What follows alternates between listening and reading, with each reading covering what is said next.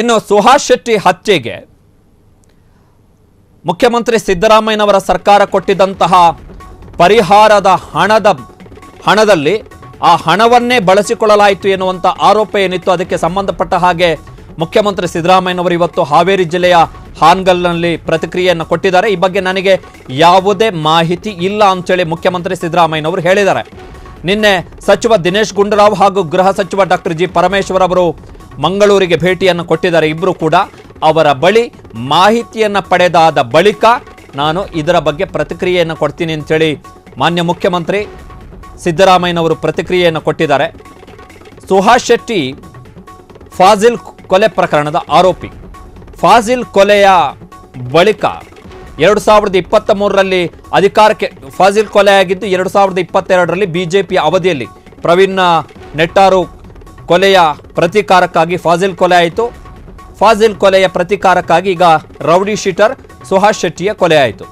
ಫಾಜಿಲ್ ಕೊಲೆ ಆದ ಬಳಿಕ 2022ರಲ್ಲಿ ಬಿಜೆಪಿ ಸರ್ಕಾರದ ಅವಧಿಯಲ್ಲಿ ಆತನ ಕೊಲೆ ಆದ ಬಳಿಕ 2023ರಲ್ಲಿ ಅಧಿಕಾರಕ್ಕೆ ಬಂದಂತಹ ಮುಖ್ಯಮಂತ್ರಿ ಸಿದ್ದರಾಮಯ್ಯನವರ ಸರ್ಕಾರ ಅನುಕಂಪದ ಆಧಾರದ ಮೇಲೆ 25 ಲಕ್ಷ ರೂಪಾಯಿಯನ್ನು ಫಾಜಿಲ್ ಕುಟುಂಬಕ್ಕೆ ಕೊಡ್ತು.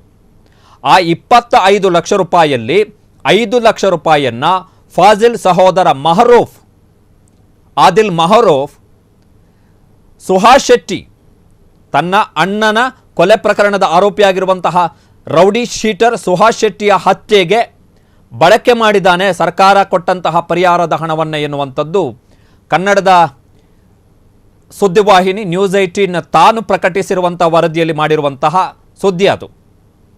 ನ್ಯೂಸ್ 18 ಪ್ರಕಟಿಸಿರುವಂತಹ ಸುದ್ದಿ ಅದು ಮಂಗಳೂರು ಪೊಲೀಸ್ ಆಯುಕ್ತರು ಅದಕ್ಕೆ ಸಂಬಂಧಪಟ್ಟ ಹಾಗೆ ಸ್ಟೇಟ್ಮೆಂಟನ್ನು ಕೊಟ್ಟಿಲ್ಲ. ನ್ಯೂಸ್ 18 ತನ್ನ ಮೂಲಗಳನ್ನು ಉಲ್ಲೇಖಿಸಿ ಆ ವರದಿಯನ್ನು ಮಾಡಿದೆ. ಸೊ ಅದಕ್ಕೆ ಸಂಬಂಧಪಟ್ಟ ಹಾಗೆ ಮುಖ್ಯಮಂತ್ರಿಗಳು ಇವತ್ತು ಪ್ರತಿಕ್ರಿಯೆಯನ್ನು ಕೊಟ್ಟಿದ್ದಾರೆ. ನನಗೆ ಅದರ ಬಗ್ಗೆ ಮಾಹಿತಿ ಇಲ್ಲ ಅಂಥೇಳಿ. ಸೊ ಮುಖ್ಯಮಂತ್ರಿಗಳು ಹಾನಗಲ್ನಲ್ಲಿ ಪ್ರತಿಕ್ರಿಯೆಯನ್ನು ಕೊಟ್ಟಿದ್ದಾರೆ. ಆ ಬಗ್ಗೆ ನನಗೆ ಮಾಹಿತಿ ಇಲ್ಲ ಅಂಥೇಳಿ ಗೃಹ ಸಚಿವ ಮತ್ತು ದಕ್ಷಿಣ ಕನ್ನಡ ಜಿಲ್ಲಾ ಉಸ್ತುವಾರಿ ಸಚಿವರ ಜೊತೆಗೆ ಮಾತನಾಡಿದ ಬಳಿಕ ನಾನು ಅದರ ಬಗ್ಗೆ ಪ್ರತಿಕ್ರಿಯೆಯನ್ನು ಕೊಡ್ತೀನಿ ಅಂಥೇಳಿ ಮುಖ್ಯಮಂತ್ರಿಗಳು ಹೇಳಿದ್ದಾರೆ. ಅದರ ಬಗ್ಗೆ ನೋಡಬೇಕು, ಗೊತ್ತಿಲ್ಲ. ನಾನು ನಿನ್ನೆ ದಿನೇಶ್ ಗುಂಡೂರಾವ್ ಮತ್ತು ಹೋಮ್ ಮಿನಿಸ್ಟರ್ ಇಬ್ರು ಹೋಗಿದ್ರು. ಅವ್ರ ಜೊತೆ ಮಾತಾಡಿಲ್ಲ, ನಾನು ಅವ್ರ ಜೊತೆ ಮಾತಾಡಿದ್ಮೇಲೆ ಹೇಳ್ತೀನಿ. ಸರ್, ಈಗ ಕರಾವಳಿಯಲ್ಲಿ ಕೂಡ ಆಂಟಿ ಕಮ್ಯುನಲ್ ವಿಂಗ್ ಅನ್ನ ಸ್ಥಾಪನೆ ಮಾಡಿದ್ರು ಸರ್. ಈಗ ಯಾರು ಸಮಾಜಘಾತಕ ಶಕ್ತಿಗಳಿದ್ದಾವೆ ಅವುಗಳನ್ನ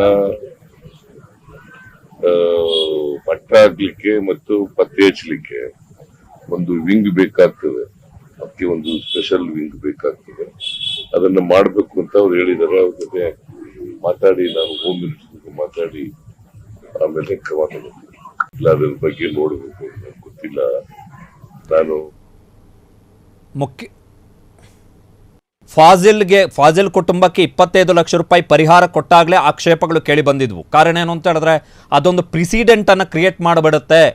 ಈ ರೀತಿ ಹತ್ಯೆ ಆದಂಥವರಿಗೆ ಅವರ ಕುಟುಂಬಕ್ಕೆ ಸರ್ಕಾರದಿಂದಲೇ ಅನುಕಂಪದ ಆಧಾರದಲ್ಲಿ ಅದನ್ನು ಬೇರೆ ಯಾವುದೋ, ಫಾರ್ ಎಕ್ಸಾಂಪಲ್ ಕೋಮು ಗಲಭೆಗೆ ಸಂತ್ರಸ್ತರಾದವರ ಕುಟುಂಬಕ್ಕೆ ಪರಿಹಾರ ಅಂತೇಳಿ ಕೊಡಕ್ಕೆ ಹೋದರೆ ಅದು ಒಂದು ಬ್ಯಾಡ್ ಪ್ರಿಸಿಡೆಂಟನ್ನು ಕ್ರಿಯೇಟ್ ಮಾಡುತ್ತೆ ಅಂಥೇಳಿ 2023ರಲ್ಲಿ ಮುಖ್ಯಮಂತ್ರಿ ಸಿದ್ದರಾಮಯ್ಯನವರ ಸರ್ಕಾರಕ್ಕೆ ಎಚ್ಚರಿಸಲಾಗಿತ್ತು.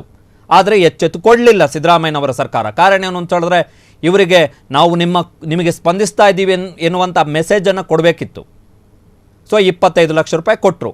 ಆ 25 ಲಕ್ಷ ರೂಪಾಯಿಯಲ್ಲಿ ಕನ್ನಡದ ಸುದ್ದಿವಾಹಿನಿ ನ್ಯೂಸ್ 18ನ ವರದಿಯ ಪ್ರಕಾರ ಆ 25 ಲಕ್ಷ ರೂಪಾಯಿಯಲ್ಲಿ 5 ಲಕ್ಷ ರೂಪಾಯಿಯನ್ನು ಫಾಜಿಲ್ನ ಸಹೋದರ ಚಿಕ್ಕಮಗಳೂರು ಮೂಲದ ಇಬ್ಬರು ಹಿಂದೂ ಯುವಕರು, ಇನ್ನೂ ಮೀಸೆ ಚಿಗುರುತ್ತಾ ಇರುವಂತಹ ಇಬ್ಬರು ಯುವಕರು, ನಾಗರಾಜ್ 21 ವರ್ಷ ಮತ್ತು ರಂಜಿತ್ ಎನ್ನುವಂತಹ 19 ವರ್ಷದ ಯುವಕನಿಗೆ 5 ಲಕ್ಷ ರೂಪಾಯಿಯನ್ನು ಕೊಟ್ಟು ಅವರಿಗೆ ಸುಪಾರಿ ಕಿಲ್ಲಿಂಗ್, ಬಾಡಿಗೆ ಹಂತಕರು, ಹಿಂದೂ ಯುವಕರು ಇಬ್ಬರು ಕೂಡ ಅವರಿಗೆ ಕೊಟ್ಬಿಟ್ಟು ರೌಡಿ ಶೀಟರ್ ಸುಹಾಸ್ ಶೆಟ್ಟಿಯನ್ನು ಕೊಲೆ ಮಾಡಿಸಿ ತಾನು ಅದರಲ್ಲಿ ಭಾಗಿಯಾಗಿ ತನ್ನ ಸಹೋದರನ ಹತ್ಯೆಗೆ ಪ್ರತೀಕಾರ ತೀರಿಸಿಕೊಂಡಿದ್ದಾನೆ ಎನ್ನುವಂಥದ್ದು ಮಾಹಿತಿ.